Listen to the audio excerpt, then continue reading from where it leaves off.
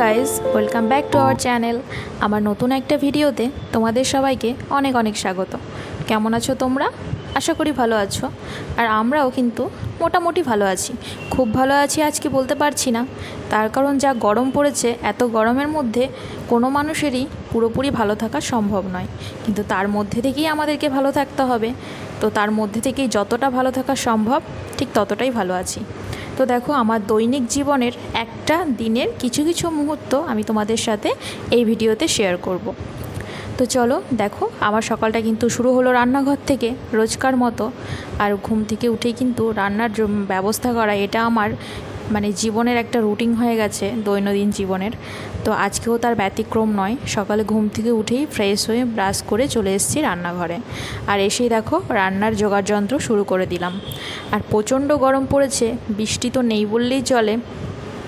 এত গরমে মানুষের বেঁচে থাকাই দুষ্কর। তার জন্য আজকে দেখো খুব সিম্পল কিছু রান্নাবান্না করব। এত গরমে আসলে ভয়ে রিচ কিছু বানাচ্ছি না ইদানিং। আর হাজব্যান্ডকেও পুরো চাপ দিয়ে একদম রিচ খাওয়া বন্ধ করে দিয়েছি। আর বাড়িতেও যতটা সম্ভব হালকা হালকা রান্না করার চেষ্টা করছি।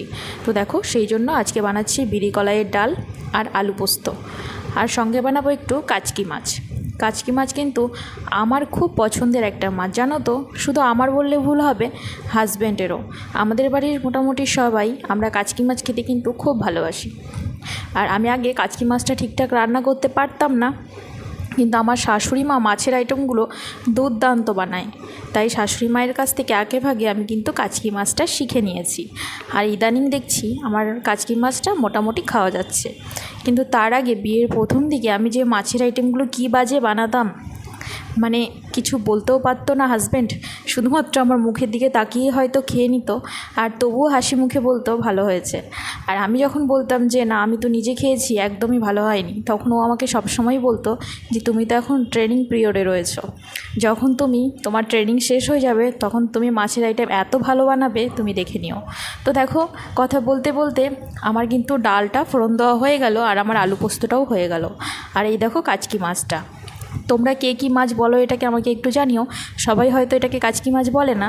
আর এই মাছটা রান্না করার একটা সুবিধা আছে, এই মাছটাকে কিন্তু কোনো রকম কাটাকুটির ঝামেলা করতে হয় না, শুধু ভালো করে পরিষ্কার করে ধুয়ে নিলেই হয়। হ্যাঁ, তো যেটা বলছিলাম, হাজব্যান্ড কিন্তু আমাকে আগে প্রায়ই বলতো যে তুমি এখন ট্রেনিং পিরিয়ডে রয়েছো, তোমার এই ট্রেনিং যেদিন শেষ হয়ে যাবে তুমি দেখবে তুমি মাছের আইটেম কত ভালো রান্না করতে পারো। তো হয়তো বা সেই দিনটা আস্তে আস্তে শেষ হয়ে আসছে। আমার মাছের আইটেম প্রথম দিকে মুখে তোলা যেত না, কিন্তু এখন দেখছি একটু একটু খাওয়া যায়। তবুও খুব ভালো বলবো না, মোটামুটি হয়। তো যাই হোক বন্ধুরা, দেখো এখন আমি কাচকি মাছটা রান্না করব। আর আমি কাচকি মাছটা কীভাবে রান্না করি সেটাই তোমাদের সাথে একটু শেয়ার করার চেষ্টা করছি, চলো। তো দেখো, কাচকি মাছটা রান্না করার জন্য আমার যেটা লাগছে সেটা হচ্ছে সরষের তেল। আর সরষের তেলটা খুব ভালো করে গরম হয়ে গেলে আমার কিন্তু বাকি জিনিসগুলোর মধ্যে দিয়ে দিতে হবে। আমার লাগছে পেঁয়াজ, আদা, রসুন, টমেটো, সবই আমি একটা কুচানির সাহায্যে কুচিয়ে নিয়েছি।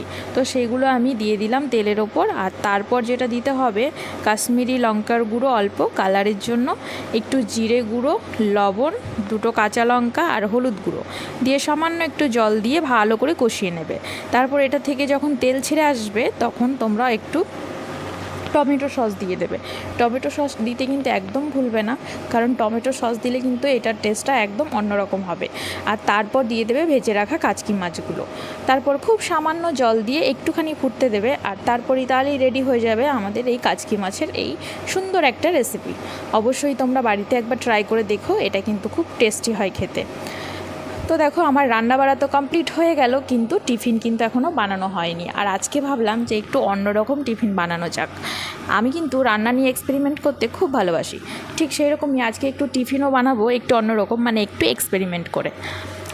আমি আজকে বানাবো সুজির কেক। আর সুজির কেক বানানোর জন্য প্রথমেই যেটা লাগছে সেটা হচ্ছে সুজি, ডিম, অল্প একটু ময়দা, একটু হচ্ছে বেকিং পাউডার, একটু চিনি, একটু সাদা তেল, আর লাগছে একটু এসেন্স তোমরা ভ্যানিলা এসেন্স বা এলাচ এসেন্স, তোমরা চকলেট যার যা ইচ্ছা সে একটু এসেন্স দিতে পারো।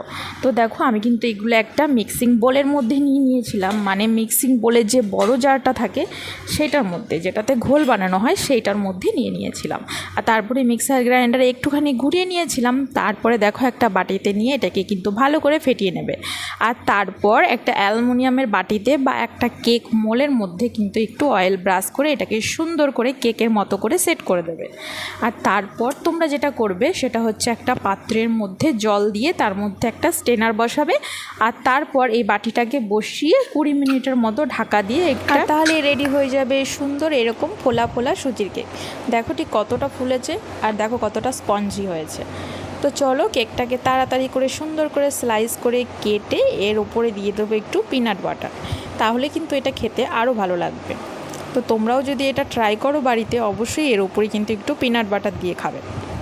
পিনাট বাটার দিলেই কেকটা আরও বেশি ভালো লাগছিলো। আর কেকটা এতটাই ভালো হয়েছিল খেতে যে মানে কি আর বলবো, নিজে রান্না করেছি বেশি বলতেও পারছি না।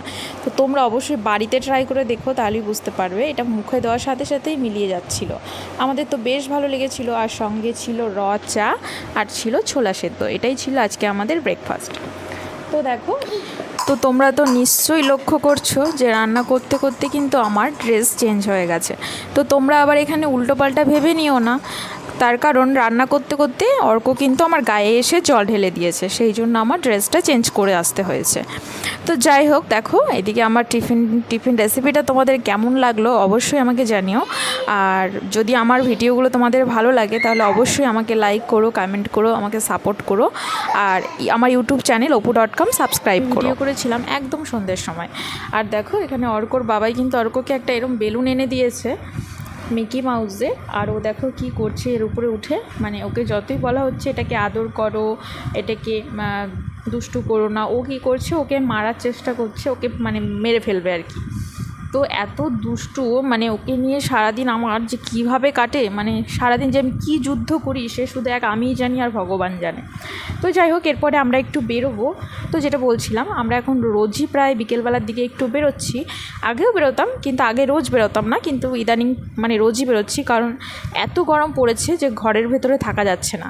আর অর্ক সারাদিন এত ডিস্টার্ব করে যে আমি মানে পুরো বিরক্ত হয়ে যাই। আমার মাইন্ডটাকে একটু ফ্রেশ করার জন্য হাজব্যান্ড কিন্তু রোজই আমাকে নিয়ে একটু বিকেলে ঘুরতে যায়। আর হাজব্যান্ডের কলেজে যেহেতু এখন এক্সাম চলছে, সেই জন্য ওর মানে টাইমিংটা একটু এগিয়ে গেছে, মানে যায়ও তাড়াতাড়ি ফিরেও তাড়াতাড়ি, সেই জন্য আমরা ঘুরতে যাওয়ার সুযোগ পাই। আর দেখো বাড়িতে এসে কিন্তু আমরা একটু লাস্সি খেয়ে